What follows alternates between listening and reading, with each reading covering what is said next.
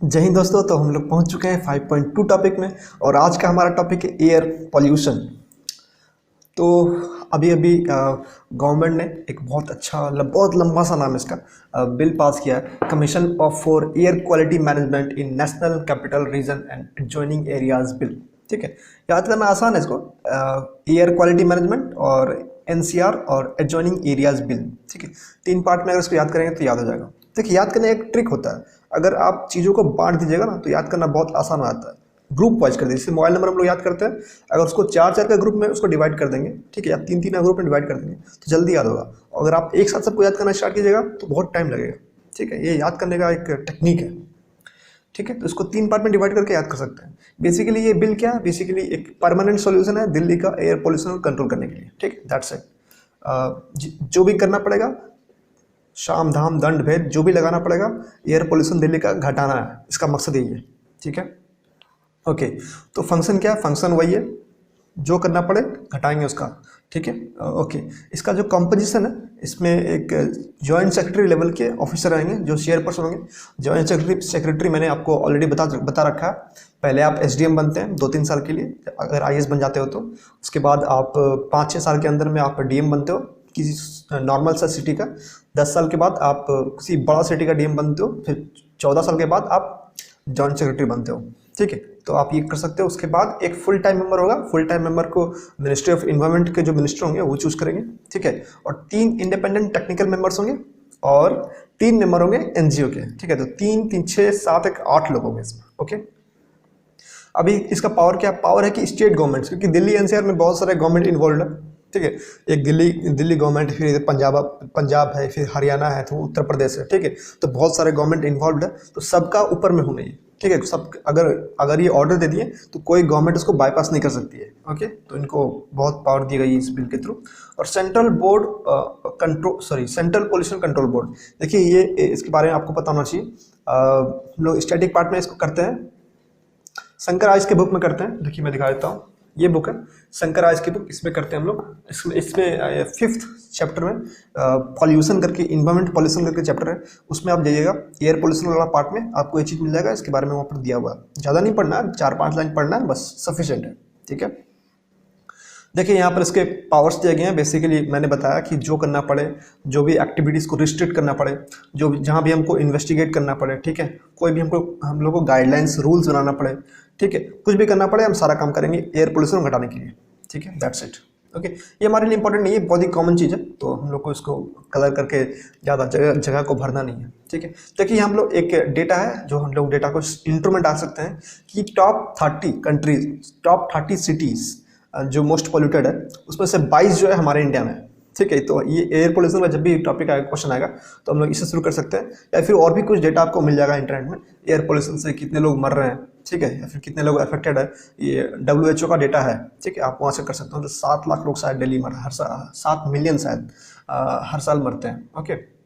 Okay, इसमें बताया गया कि अगर आप ये जो कमीशन है इसका बात नहीं मानिएगा तो आपको 5 साल का जेल या फिर 1 करोड़ रुपए तक फाइन लग सकता है। ठीक है, लेकिन इस कैच इसमें ये है कि फार्मर्स को एक्सक्लूड किया गया, फार्मर्स के ऊपर नहीं लगेगा। ओके, तो ये तय करना बहुत मुश्किल है कि फार्मर्स कौन है, फार्मर्स कौन नहीं है, क्योंकि बहुत सारे बिजनेसमैन, मतलब लगभग सारे, वो लोग अपना एसेट्स को डाइवर्सिफाई करने के लिए थोड़ा बहुत अपना रियल एस्टेट में, थोड़ा बहुत एग्रीकल्चरल लैंड में इन्वेस्ट करते हैं। वो तो बोलेंगे हम ही फार्मर हैं। ठीक है, तो ये एक थोड़ा सा वेग टर्म है, आप नेगेटिव पॉइंट्स में इसको लिख सकते हो। जब क्रिटिकली एनालाइज करने के लिए पूछेगा तो आप ये पॉइंट इंक्लूड कर सकते हो। ठीक है, और ये जो कमीशन है, इसके आप ऊपर अगर इसका ऑर्डर्स क्या, अगर आप खिलाफ है, कोई स्टेट गवर्नमेंट के खिलाफ ये ऑर्डर दे दिया, ठीक है, तो state government NGT, national green tribunal के पास जा सकता है। ठीक है, तो नेशनल ग्रीन ट्रिब्यूनल भी इस बुक में दिया हुआ है। इस बुक का अगर आप खोलिएगा, चैप्टर नंबर 25, ठीक है, तो चैप्टर नंबर 25 में 311 पेज नंबर में आपको नेशनल ग्रीन ट्रिब्यूनल के बारे में सब कुछ मालूम चल जाएगा। ठीक है, तो जो चैप्टर नंबर 25 है वो काफ़ी इंपॉर्टेंट है, मेंस के पॉइंट ऑफ व्यू से भी और प्रीलिम्स के पॉइंट ऑफ व्यू से भी। ठीक है, और कौन कौन सा टॉपिक, कौन कौन सा चैप्टर इसमें से इंपॉर्टेंट है, ये आपको यूट्यूब में टॉपर्स के वीडियोज मिल जाएंगे। ठीक है, एक नेहा बनर्जी, सॉरी मधुमिता करके, एक मधुमिता IAS करके उनका एक चैनल है, तो उन्होंने बताया कि कौन कौन से चैप्टर इसमें से इंपॉर्टेंट है। ठीक है, आप देख सकते हो और पढ़ सकते हो। ठीक है, देखिए स्टडी पार्ट करना काफ़ी ज़रूरी है। ओके, तो देखिए ये सब हो गया। और selection committee for full time member, ऊपर हमने देखा था कि एक मेंबर है फुल टाइम, तो उसको मिनिस्टर ऑफ इन्वायरमेंट उसको अपॉइंट करेंगे, ठीक है। तो दैट्स इट, ये हमारा हो गया कमीशन के बारे में, ठीक है। अब देखिए यहाँ पर दिया गया major sources for Delhi pollution, तो ट्रांसपोर्ट मेजर सोर्सेज है 22.5%, ठीक है। उसके बाद देखिए इंडस्ट्रीज भी है, ठीक है। और डिफ्यूज सोर्सेज में 22 पॉइंट आ गया, मतलब इसमें तो अदर सोर्सेज आ गया, तो ये दोनों सोर्सेज काफ़ी बड़ा है, तो हम दोनों को इस दोनों सोर्सेज को कंट्रोल करने की जरूरत है, ठीक है। Factors abetting air pollution in Delhi NCR, पहले तो ये दोनों को किस तरीके से हम लोग कर सकते हैं, ठीक है। ये दोनों किस तरीके से कंट्रीब्यूट करता है वो देखना। इंडस्ट्रीज का देखिए, इंडस्ट्रीज में बताया कि दिल्ली एनसीआर में बहुत सारा इंडस्ट्रीज है, तो सुप्रीम कोर्ट ने 2017 में बैन कर दिया था कि अगर आप दिल्ली में इंडस्ट्री लगाना चाहते हैं तो आपको पेट्रोलियम कोक और फर्नेस ऑयल का यूज़ नहीं करना पड़ेगा, ठीक है। क्योंकि किसी भी इंडस्ट्रीज में पावर की जरूरत पड़ती है, ठीक है, अलग अलग चीज़ों की जरूरत पड़ती है, तो आप अपने इंडस्ट्रीज में पेट्रोलियम कोक का इस्तेमाल नहीं कर सकते हो या फिर फर्नेस ऑयल का भी इस्तेमाल नहीं कर सकते हो, ठीक है। आप जहाँ एनसीआर के बाहर जाओ तब करो उधर, ठीक है। वेहिकुलर इमिशन देखिए, वेहिकुलर इमिशन आ गया 22.5% ट्रांसपोर्ट, ठीक है। तो ये एक है, क्योंकि व्हीकल से बहुत ज़्यादा ये इमिशन होता है। ओके, इन एडुकेट पब्लिक इंफ्रास्ट्रक्चर, जो ट्रांसपोर्ट फैसिलिटीज़ है पूरा उसमें वो अच्छा नहीं है, इन्वेस्टमेंट अच्छा नहीं हुआ है, वो पूरा कॉम्पैक्ट है, ठीक है। और उसमें रोड जो है पूरा कंजेस्टेड है, ठीक है। इस तरीके से इस कारण इंफ्रास्ट्रक्चर नए होने के कारण पॉल्यूशन बढ़ रहा है। एक तरह से आप सोच सकते हैं कि अगर इंफ्रास्ट्रक्चर अच्छा रहता, सारा पूरा सिटी प्लान रहता, तो हर जगह आपका पब्लिक ट्रांसपोर्ट पहुंच सकता था। हर जगह पब्लिक ट्रांसपोर्ट नहीं पहुंच सकता है, इसीलिए आपको सब लोग कार रखते हैं, सब लोग गाड़ी रखते हैं, और इसीलिए पॉल्यूशन बढ़ता है, ठीक है। ओके, लार्ज स्केल कंस्ट्रक्शन बहुत होता है। कंस्ट्रक्शन में आप जानते हैं कि बहुत ज़्यादा पॉल्यूशन होता है, धुआं उड़ता रहता है, ठीक है। Okay, over population, obviously population बहुत, दिल्ली हर जगह पूरा इंडिया से दिल्ली लोग जाते हैं नौकरी करने के लिए, ठीक है। ठीक है, reasons for rising pollution in winter, तो सर्दियों में जो है आपका पॉल्यूशन बहुत ज़्यादा बढ़ जाता है। तो डिप इन टेम्परेचर घट जाता है विंटर में, तो टेम्परेचर के कारण किस तरीके से बढ़ता है, देखिए टेम्परेचर अगर घटेगा तो रात में क्या होता है ना, रात में आपका वाटर जो है कंडेंस होके नीचे गिरता है, फॉग के फॉर्म में या फिर वाटर पार्टिकल्स के फॉर्म में गिरता है। तो नीचे जैसे पॉल्यूशन जाता है ना ऊपर, ठीक है, तो वो ऊपर जा नहीं सकता, ऊपर से उसको रोक नीचे कर देता है, ठीक है। तो ये पूरा डिस्पर्स नहीं हो पाता, फैल नहीं पाता, तो सारा का सारा जो पार्टिकल्स है वहीं पर रह जाता है, ठीक है। तो इस कारण से डेंसिटी बढ़ जाता है पार्टिकल्स का। पहले भी उतना ही मीट होता था, अब भी उतना ही मीट होता है, लेकिन अब बाहर जा नहीं पाता, क्योंकि बाहर से जो विंटर है वो आता है, उसको बाहर जाने नहीं देता, प्रेशर देता है, प्रेशर।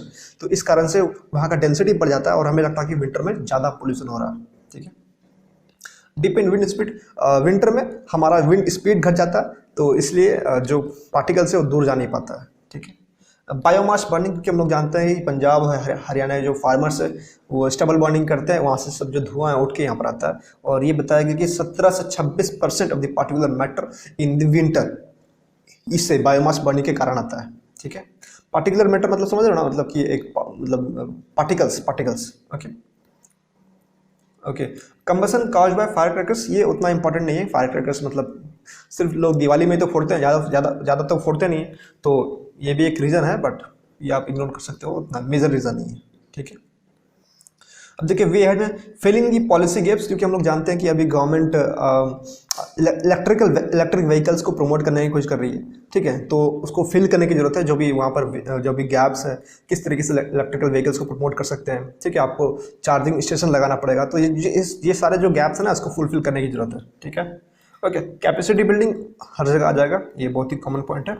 वायबल पब्लिक ट्रांसपोर्ट सही कीजिए, ताकि लोग जो है अपना नंबर ऑफ कार्स अपने घर पे घटाते हैं, मतलब एक घर में 2 गाड़ी 3 गाड़ी रहती है, भाई क्या ही जरूरत है तुम लोग को इतना शो ऑफ करने का, ठीक है, ये प्रॉब्लम है।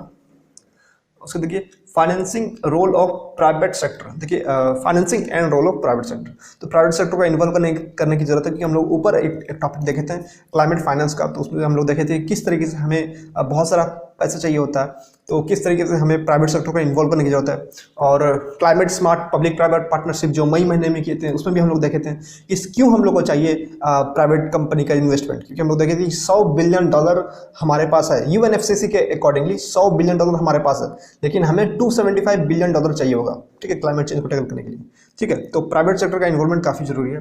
देखिए यहाँ पर एक एग्जांपल दिया हुआ है ग्रीन सुपर फंड, ये बहुत अच्छा एग्जांपल है, ग्रीन सुपर फंड। तो ये फंड है ना बेसिकली 3P पे फोकस करेगा, प्रॉफिट, पीपल एंड प्लानट। पहले जो है ना सिर्फ पीपल और प्लानट पे फोकस किया जाता था, ठीक है, लेकिन ये प्रॉफिट पे भी फोकस करेगा, किस तरीके से हम उसको प्रॉफिटेबल बना सकते हैं इस फंड को, ठीक है।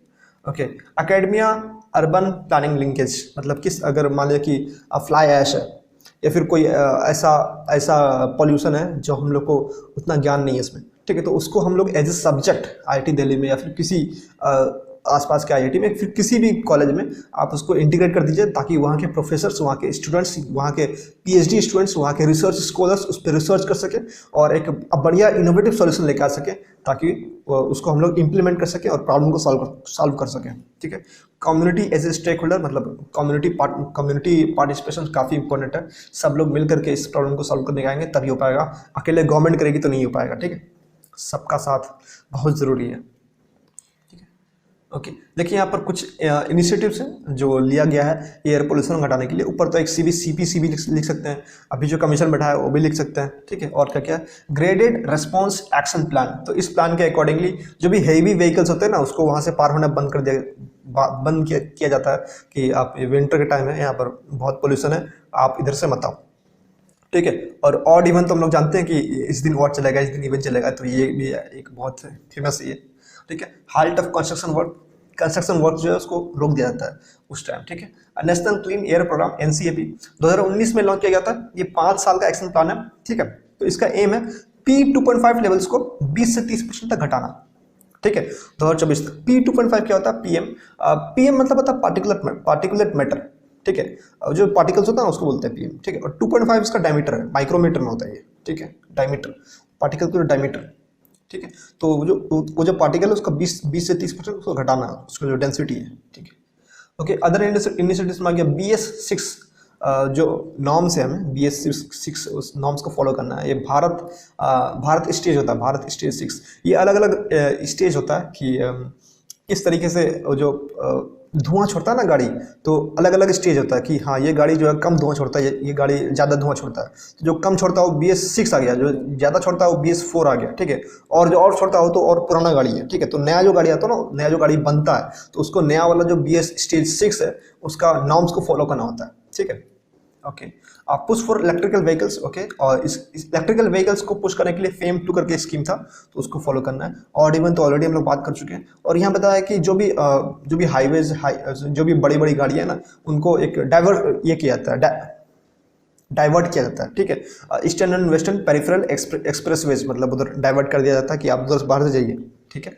और सफ़र एप्लीकेशन करके एक एप्लीकेशन है जो एयर पोल्यूशन के बारे में सब कुछ वहाँ के लोगों को बताता है कि भाई देखिए इतना यहाँ प्रॉब्लम है, इतना यहाँ प्रॉब्लम है, ताकि लोगों को अवेयरनेस हो और जो भी जानकारी चाहिए उनको मिल जाएगा और अवेयरनेस हो और इस चीज़ों को लोग सीरियसली लें, ठीक है। ये टॉपिक हमारा खत्म हो गया। एयर पोल्यूशन हमारा सिलेबस में मेंशन है, इसलिए काफ़ी करना ज़रूरी है इसको, ठीक है।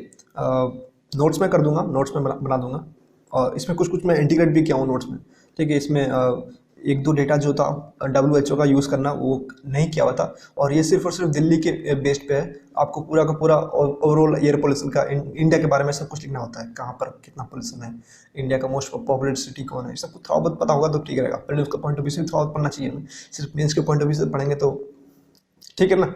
ओके, सो तो मिलेंगे आपसे नेक्स्ट टॉपिक में। 5.3 डॉल्फिन वाला टॉपिक है, ठीक है। So thank you for listening.